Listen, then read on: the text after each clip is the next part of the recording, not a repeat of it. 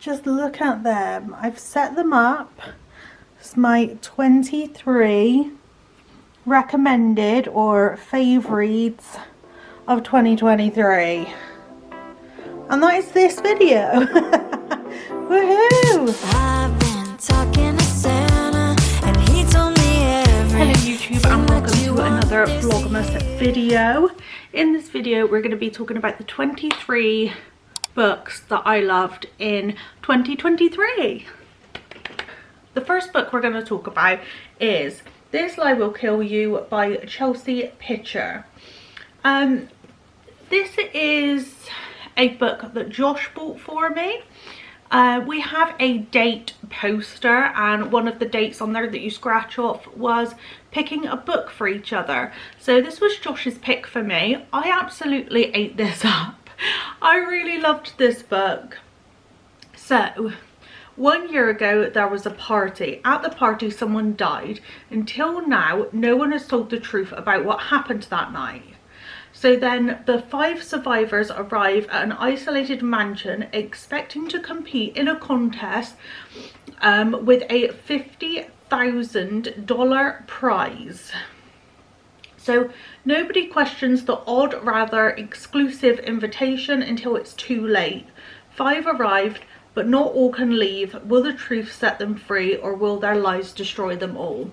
It wasn't an absolute favourite. I had a really good time reading this.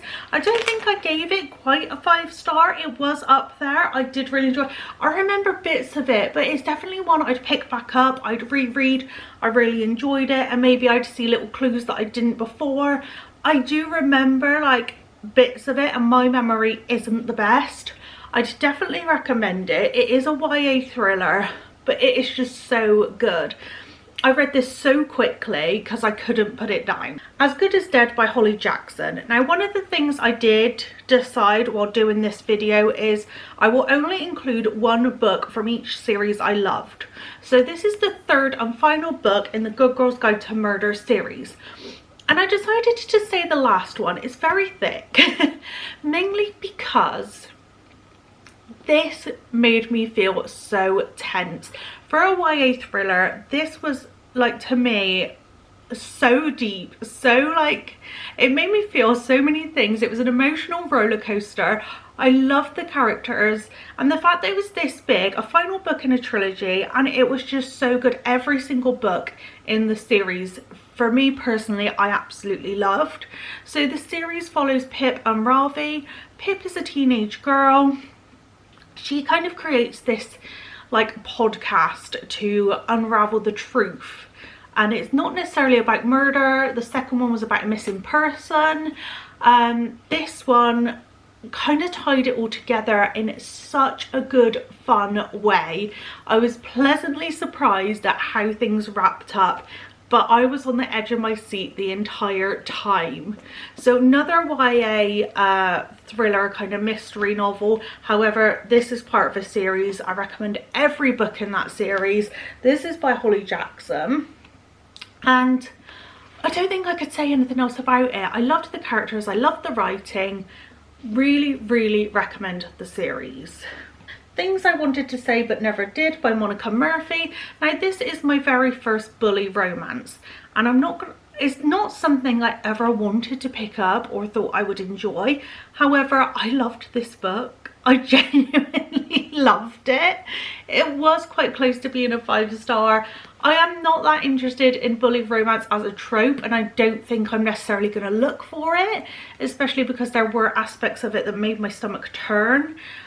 So although I loved it, there were moments that were difficult. They were hard to swallow. But overall, like, I did tab some of this because I love the way this is written. I love Monica Murphy's writing. I think this is the first book I've read by her. I do have a couple of other books in the series which I'm really looking forward to picking up. So if you do find bully romance a difficult type of thing, I wouldn't recommend this. Also, there's a lot of smut. So this is a Lancaster prep novel. So he's a bully. She is kind of gone to this school where she's got no friends. and all sorts of things happen. Like, it's quite a thick book. There was a point where it did take a bit of a lull, which is why it's not quite a 5-star, but I do recommend just be wary going into it that it can be quite deep, like quite serious, quite smutty, quite mean. The Renegades. So this is by Marissa Mayer. He wants justice and she wants vengeance. I expected this to be like an all-time favorite book, and it's made it to the top because it was really, really good. I did love it. It's a superhero book and it's fantastic, but it didn't quite grab me as much as I thought it would. It's very easy to follow. Although there is some politics in it, it is simple, it is easy to follow, it is enjoyable. The pacing, it is quite fast paced. It does take a few dips where it slows down a little bit. Those parts I weren't as interested in, and it is to get to know the characters better, to get to know their background, to get to know the story, but I wasn't overly bothered by those moments. Like, some of them I could see they were necessary, other moments I felt like get on with the story. It is very good. So it's not as simple as good versus evil as you might think. So Renegades is supposedly the good guys, Anarchists is supposedly the bad guys, but everyone has a reason for what they're doing. Did absolutely love it. The powers they have are so interesting when you read it at the front at the beginning, and you think some of them sound a bit silly, but when you're reading this book, I think that's really clever, really different, really good, so creative. Highly recommend. Obviously, I keep saying I recommend. I'm going to recommend all these books. They're my faves of the year. Love Theoretically by Ali Hazelwood.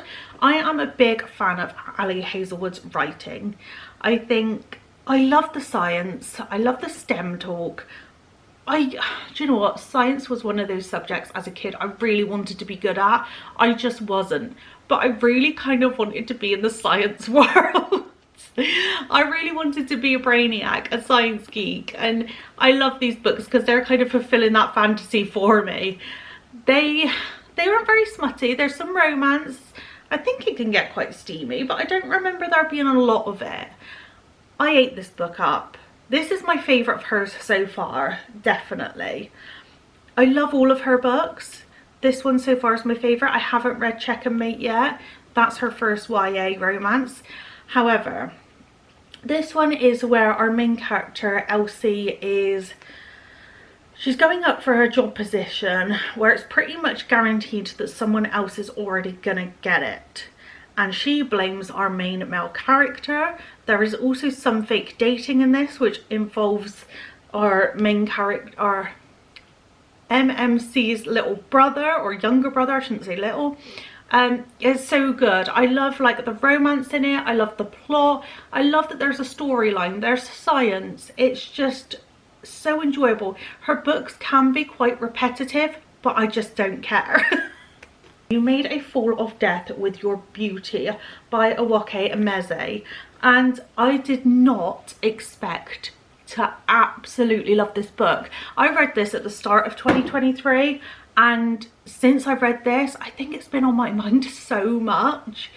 And it's literary fiction, it's got a bit of romance, it's quirky, it's different. I just absolutely loved it. And it's not the type of book I thought I'd love, because she does end up with her kind of boyfriend's father. I'm not actually sure if that's a spoiler. The only problem is she's fallen for the one man she absolutely can't have. So I kind of gave a little bit away there. If you're going to pick this up and you haven't yet, I do apologise. I cannot fault this person's writing. Like, it is beautifully written. I was just, every time I picked this up, I just did not want to put it down. This book, like, if I was thinking I wanted to reread this book, I think it'd happen again exactly the same. I remember so much of it where it's really stuck with me, and there is talk about death, there's talk about grief, there's loss, and there are deep conversations, there are family issues. It's just so good though. It could be one that makes you slightly emotional, and it does pull at your heartstrings, but I didn't get that upset reading it. I just thought it was fantastic. Never Lie by Frida McFadden. I have talked about this in one of my videos. I did purchase this after reading it on the Kindle. I really don't like this copy. I don't like these indie copies. I don't like this version. However, it is in one of my local bookstores now, so I may go and get a different version of this book. To be a reader. Anywho. So here we are, Never Lie by Frida McFadden. I struggle to talk about this book because it's one where it sounds simple and like not a lot gonna happen, and in a way it doesn't, but you need to read it. It is a thriller and it's not got that many characters in, yet it was still full of surprises. Like, this couple goes to view a house in the snow and gets snowed into this house. They think someone else is in there. They think possibly the previous owner was murdered. They're not sure who killed her or if someone's living there, and things are moving around. So that's all I'm gonna say. You do learn snippets about the past. You do get a POV of the person who previously owned the house. I ate this up. I thought it was my first Frida McFadden book, and it's fantastic. It's up there. I've also started my second Frida McFadden book, but haven't quite finished that just yet. Icebreaker, and this is by Hannah Grace. Icebreaker. So, I do apologise. My books keep falling down every time I take one off the pile. This was my first Hannah Grace book as well. I read from new authors quite a lot this year. So again, this is another book I've been thinking a lot about. Like, this one comes into mind a lot, and it's mainly because I feel like I can really relate to the main character, Anastasia. I feel like I really connected with her as a character. I wasn't too bothered by the MMC, but like, he was okay. I just didn't care. I liked the story, and do you know what? I thought the ice skating part of this book was just gonna make it so cringy. I thought, like, I kept seeing this cover and I was like, I'm not gonna like it. I'm not gonna want to read it. I don't care. Yeah, it was just, there was a couple of moments I was cringed out. The steam is definitely there. The spice is spicing. It is hot, hot, hot. Oh, so so a couple of cringy moments. Not too bothered by the MMC. Love the found family aspect. The other characters in this were fantastic. The story was good. I find, like, on Goodreads it says there wasn't much of a plot. I enjoyed this so much. I thought, like, I looked at the cover, I was like, not bothered by ice skating, it just looks a bit cringe. I love this book. I genuinely love this book. Hannah Grace, you did a good job. Hang the Moon is a second book. They're interconnected, I believe. So the first one was Written in the Stars, and we have the second book. I have not read the third one.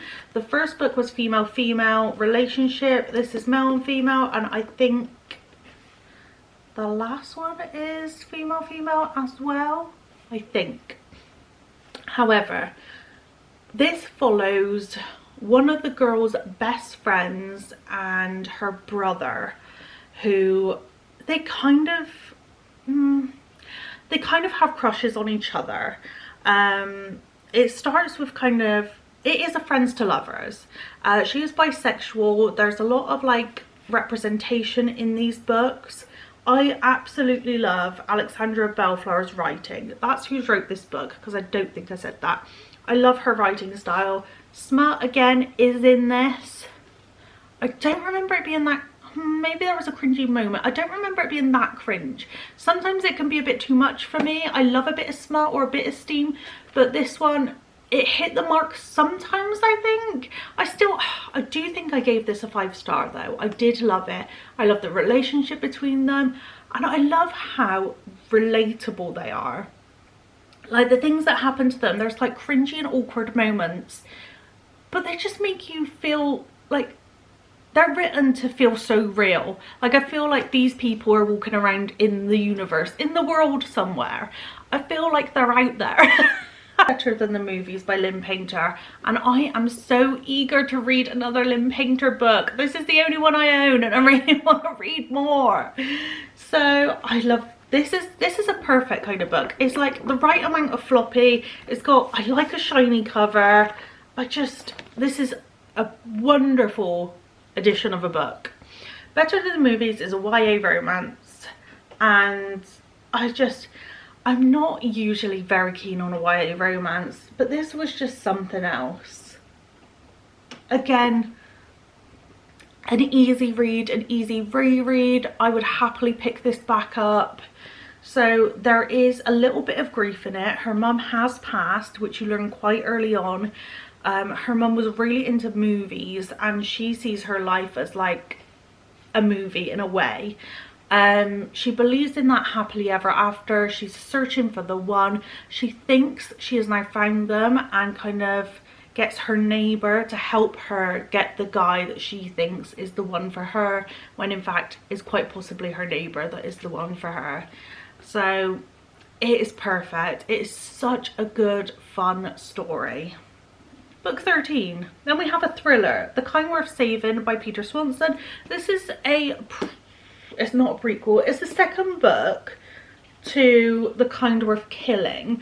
They could be read individually, but like there are mentions of things that happened in the first one, so it just makes sense to read The Kind Worth Killing first. I am so glad this lived up to how good the first one was. The first book it was my favourite book for years. I loved it.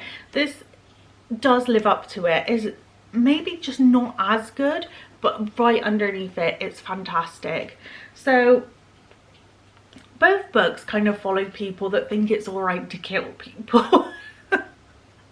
However, in The Kind Worth Killing, I kind of agreed with our main character, whereas in this one, the person that is doing the killing I don't agree with, and you're following the detective that was in the first one. So they are kind of connected. There are twists and turns as to who's done what and who's kind of screwing over who.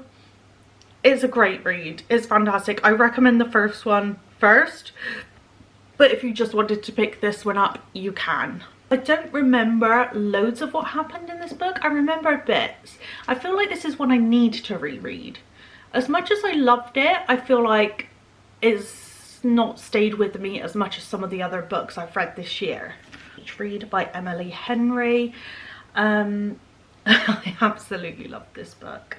So going into this at the beginning, our main female character is very down.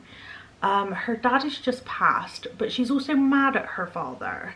So, and it's not the reason you initially think he is, not the reason that he's died, but there are things to uncover there as well. So she goes to his kind of beach house to try and get rid of it or sell it, I don't know, clear it out, that type of thing. And she ends up staying there.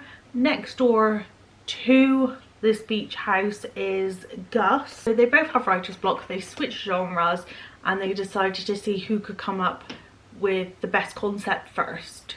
So I believe she writes romance and he writes lit fiction, and they do a swap, and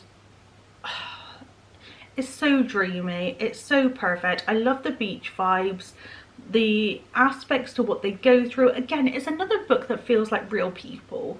Like, these characters are out there somewhere living this life, and it was so good learning about their family dynamics, what they go through as writers, having the writer's block, getting to know each other.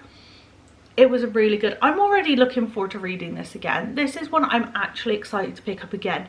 Knowing I know what happens does not bother me, and I think I would just maybe annotate it. I think I did a little bit. Oh, I did. Another Emily Henry, and this is Happy Place. I read this when it was Josh's birthday in June, and we'd gone to stay in this little hut with, it was a cabin with a hot tub, and it was fantastic. And it was a bit gloomy. It did rain a little bit, but it didn't stop us having a fantastic time, and it kind of felt like I was reading Happy Place in a happy place. So it ended up being absolutely perfect for me. So this is where you've got some kind of fake dating. However, they were engaged to get married, our two main characters, and then they broke off the engagement. They go on a holiday with all their friends and they're pretending to still be engaged. You find out why that is, you find out why they broke off the engagement, you find out why they're in this place with all their friends. It's possibly going to be the last time. It is emotional. There are things that come to light for all the characters, but at the same time it's a joyful read. I had such a pleasant time reading this. Even though you've got some serious topics, serious subjects, I feel like Emily Henry just writes so good that it's just like you fall in love with these characters, you fall in love with the atmosphere, and you just want to know what's going to happen to them. You just want to know what's going on, and you cannot stop reading. I loved this so much. A Darker Shade of Magic by V.E. Schwab. This is the first in a series. I haven't picked up the other two yet. However, I've ordered the next one, which is like a follow-up from this series, and it's signed by V.E. Schwab and has got beautiful like spine. Anyway, off the point. Love this book. There is a magic system. It's very much like the Force. You feel it in your bones. In this, our main character Kel believes the magic is in your blood. Some people can like control different elements. He's the type of magician that can travel through a portal to different Londons. And different Londons are, you know, different type of places. You've got white London, red London, grey London, black London, and yeah, it's a magic system. Things happen. It's set quite way back.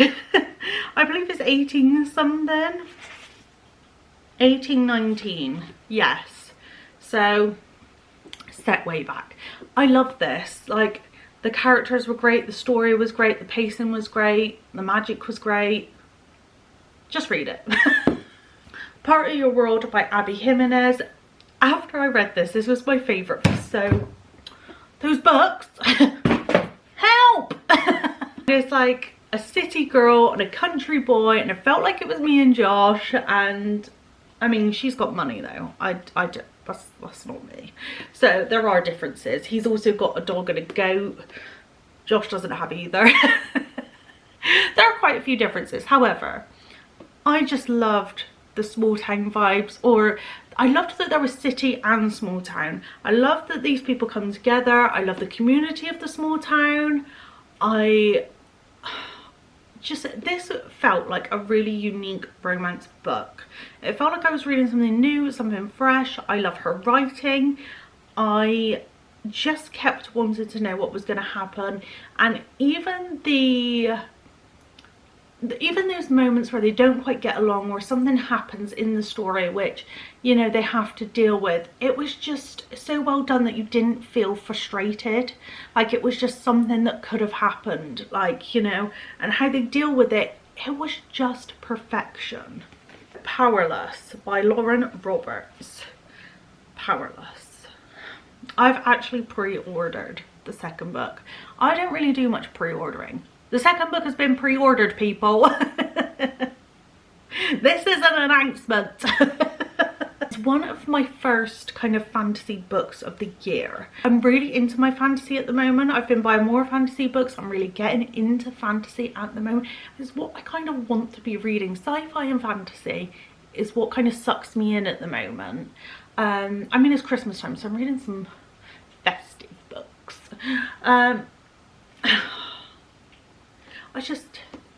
I cannot tell you how much everybody should be reading this book. There is some romance in it. There's no smart, there's no spice.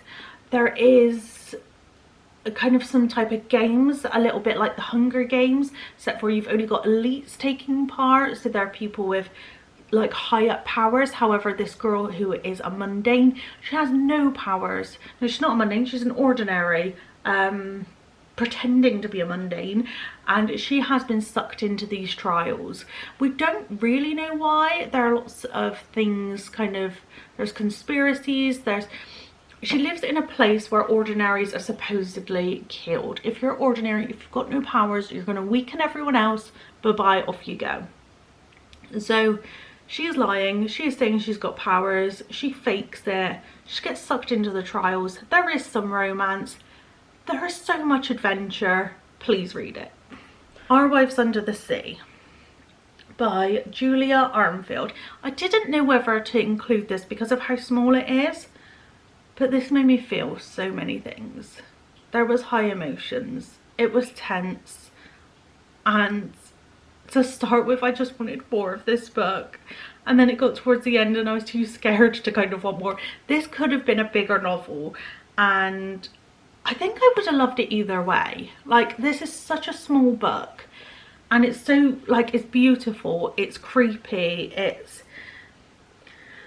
There's not much of a story, like there's not an awful lot of plot. It's a lot of suspense. It's a lot of, it kind of just like, it's very atmospheric, and it does make you really think about types of things. So basically it's a female-female relationship.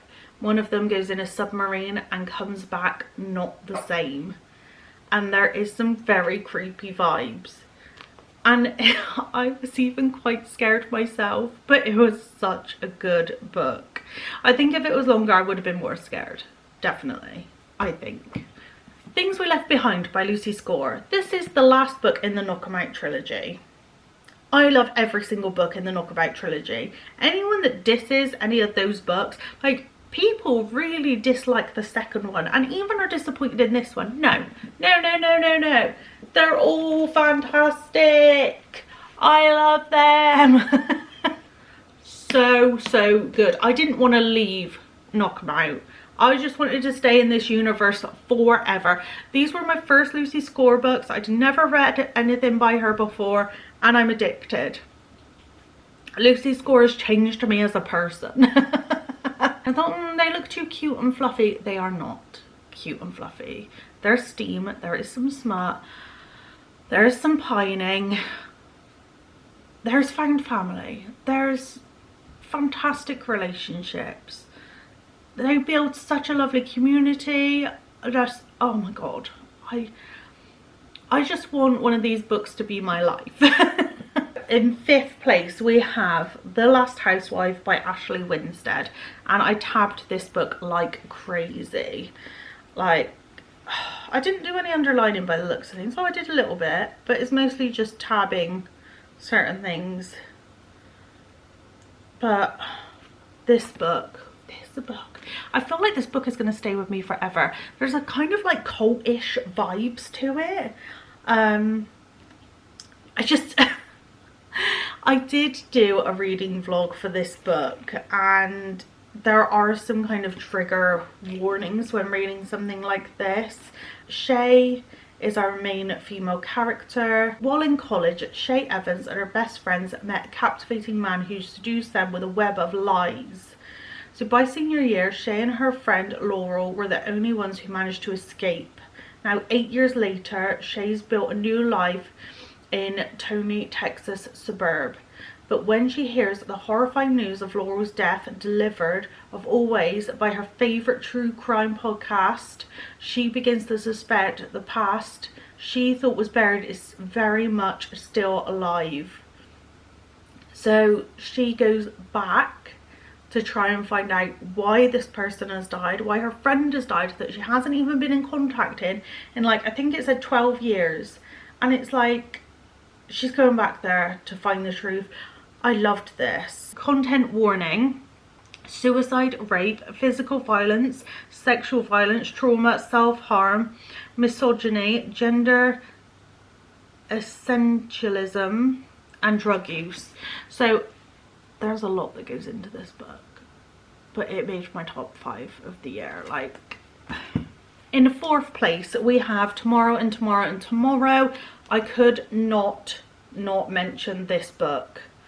This book is the stuff of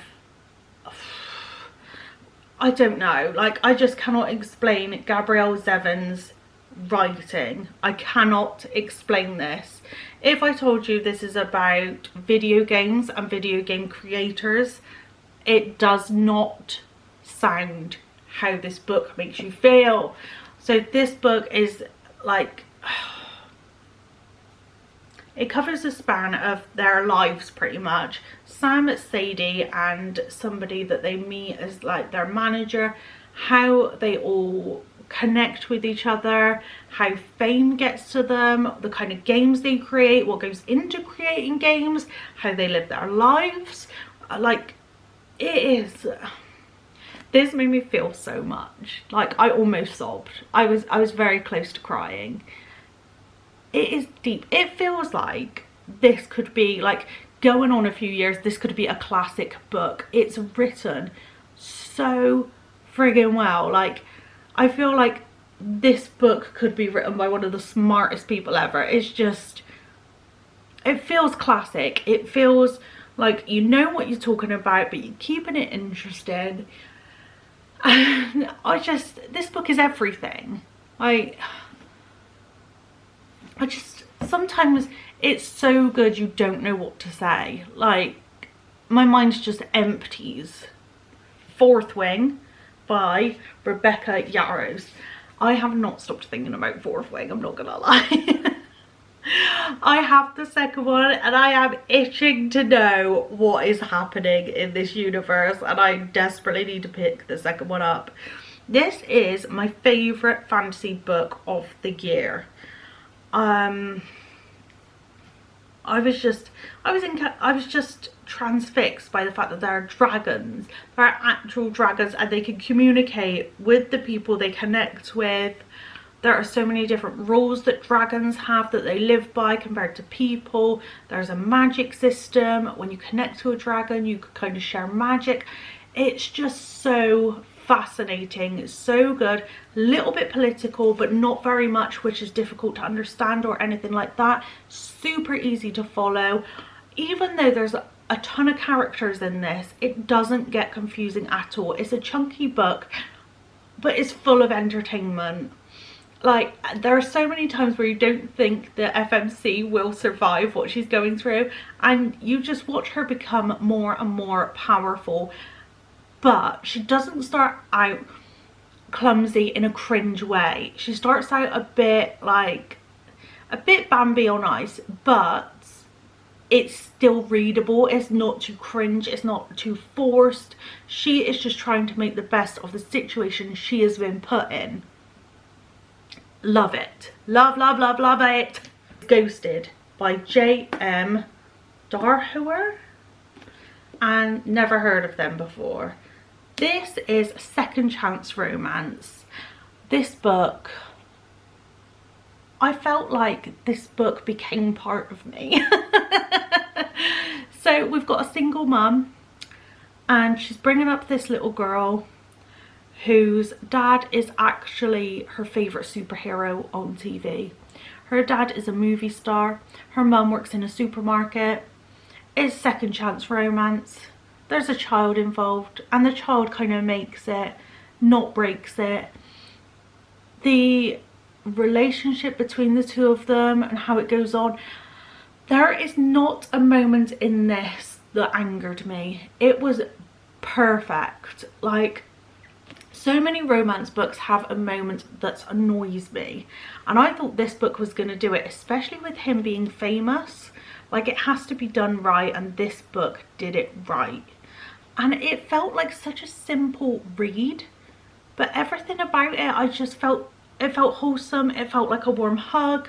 It felt like I felt happy reading this. I felt connected to them. I wanted to wrap them all in a blanket and hug them all. I loved these characters. I loved, like, everything. You also get parts of her diary from when they were first together as teenagers and what they went through, and just made me love it more. It was so, so good. The #1 spot goes to The Great Undoing, Daisy Hates by Jess Hastings. Excuse me. Julian Hates is my king. Julian Hates is perfection in a character. Oh my god. Like, I love the characters in these books. I love how these books are written. These books are like a drug. Like, I am addicted. I love that we're getting more Daisy Hates books than Magnolia. I know there are some big Magnolia and BJ fans out there, but I'm all about the Daisy Hates books. I love Daisy. I love Julian is just, I've never loved a character like I love Julian. Never. I don't think there's ever been a character where I think, like, someone said, what's your favourite character in a book? Julian Hates. Easy. Easiest decision ever. It's kind of like, the series does kind of go through a lot of toxic relationships, drug use. There is some smut, there is some steam, there is a little bit of lying back. So it's kind of like London Gossip Girl, but better. Done a lot better. This book to me is everything. Like, now I'm holding it, I don't want to let it go. If you have not read the Magnolia Park series, I don't know what you're doing. Part of me doesn't want to love it. Like, part of me is like, I don't want to be one of these people that are obsessed with Magnolia Parks, but I've never read books like Jessa Hastings' writing. Never. And I'm addicted. Like, when I go to annotate them, I almost can't because I want to highlight the entire page. I don't know how people annotate these books. I did try. I did. But I just can't. I might try again. I don't know. I'm desperate. If I was going to reread anything right now, I would 100% pick up these books. I am obsessed. I hate the new covers. Do not ever tell me you like the new covers. Hate them. These are perfect. The cover's perfect. The characters are perfect. The writing is perfect. This book, again, almost brought me to tears. I was so close to bursting at the end of this book. Do you understand? Favourite book of the year, favourite character of the year. I love you, Julian. I only want great things for him. He has made me want to read more mafia romance books though. Although it scares me, I kind of want to, but I'm very scared. So I don't know if that's going to happen. Julian, I love you. This was my top book of the year. Yes. I hope you enjoyed this video. I've got 3 more vlogmas videos left. I may take a break after, I may not. Have a super duper good one. I love you all. I love anyone that starts to follow me, to watch my videos, to subscribe. Thank you, thank you, thank you. Have a splendid day, night, evening, or whenever you're watching this.